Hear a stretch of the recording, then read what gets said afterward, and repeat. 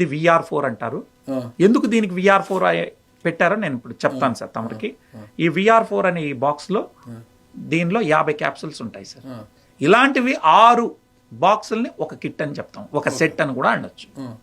ఇట్లాంటివి 6 డబ్బాల్లో మనకు 300 క్యాప్సూల్స్ రావడం జరుగుతుంది సార్. క్యాప్సూల్ ఎలా ఉంటుంది ఒకసారి ఓపెన్ చేసి చూపించండి. చూపిస్తా సార్. ఇది నల్ల అల్లం సారంతో ఉంటుంది సార్. ఇది ఆహారం, it's not a medicine, it's a food అండి. సో నల్ల అల్లంతో తయారైనటువంటిది, కాకపోతే ఔషధ గుణాలు ఎక్కువ ఉంటాయి దీనికి.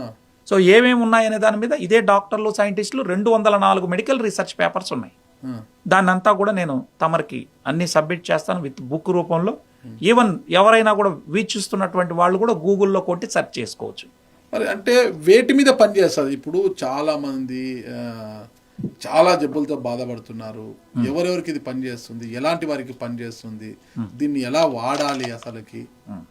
సార్ దీన్ని ముఖ్యంగా ఏంటంటే ఆటిజం మీద కూడా పనిచేస్తుందా? Yes sir, yes. ఏ జబ్బులకంటే షుగరు, బీపీ, థైరాయిడ్, ఇక ప్యాంక్రియాస్ ఇబ్బందులు, కిడ్నీస్, కిడ్నీకి చాలా మంది డయాలసిస్కి పోతుంటారు ప్రతిరోజు కూడా. డయాలసిస్ పేషెంట్ల మీద పనిచేస్తుందా?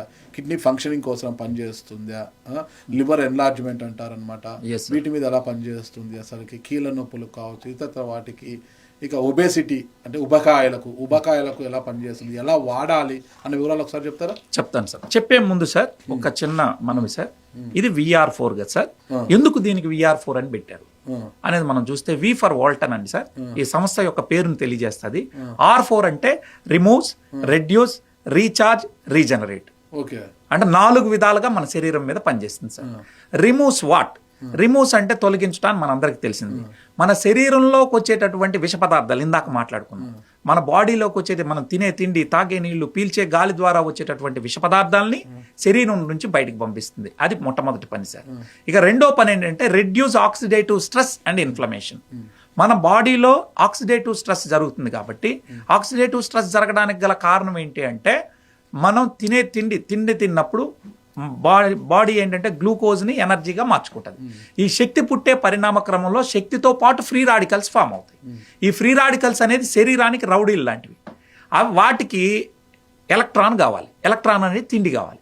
అది కానీ మనం మంచి తాజా పళ్ళు, కూరగాయలతో కూడిన పెట్టకపోతే, అంటే పవర్ఫుల్ యాంటీ ఆక్సిడెంట్ శరీరానికి అందించకపోతే, నాకు నువ్వు తిండి పెట్టకపోతే నేను నీ బాడీలో ఉన్న సెల్స్ని దాడి చేసి అందులో ఎలక్ట్రాన్ లాక్కుంటాయంటాయి. సో ఏదైతే మనం పవర్ఫుల్ యాంటీ ఆక్సిడెంట్ ఉన్నటువంటి ఆహారం పెట్టకపోతే తగినంత ఎలక్ట్రాన్ మన శరీరంలో ఉండనప్పుడు ఏం చేస్తే ఫ్రీ రాడికల్స్ వెళ్ళి హెల్తీ సెల్స్ని చంపి అందులో ఉన్న ఎలక్ట్రాన్ గుంజేసుకుంటాయి. దీన్నే ఆక్సిడేటివ్ స్ట్రెస్ అంటాం.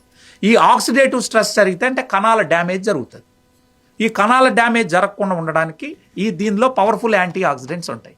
అవి వెళ్ళి వాటికి కావాల్సినటువంటి ఎలక్ట్రాన్ని సప్లై చేయడం ద్వారా మనకి న్యూట్రలైజ్ అవుతుంది. తర్వాత ఇన్ఫ్లమేషన్, బాడీలో జరిగేటటువంటి వాపులు, నొప్పుల్ని తగ్గించడానికి ఇది ఉపయోగపడుతుంది. ఈరోజు క్యాన్సర్ కూడా మన జనాలకంతా కూడా 100% జబ్బులకి కారణం ఇన్ఫ్లమేషన్ సార్. ఆ ఇన్ఫ్లమేషన్ తగ్గిస్తుందని ఇదే డాక్టర్లు, సైంటిస్టులు ఇచ్చిన రీసెర్చ్ పేపర్స్ ఉన్నాయి.